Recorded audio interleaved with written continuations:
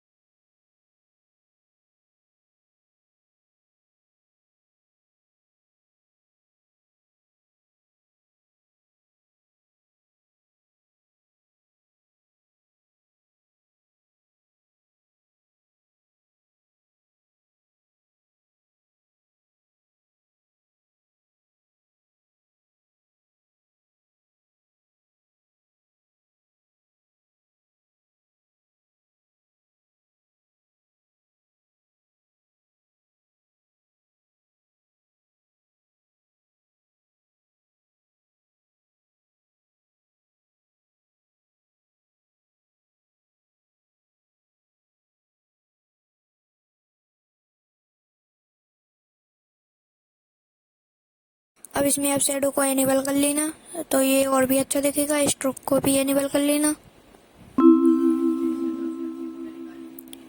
फिर इसके बाद आप ये एम्बोस को भी एनेबल कर लेना। वो अच्छा नहीं होगा तो फिर नहीं करना।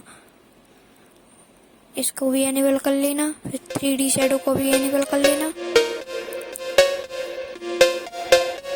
फिर आपको जो जो करना हो वो कर लेना।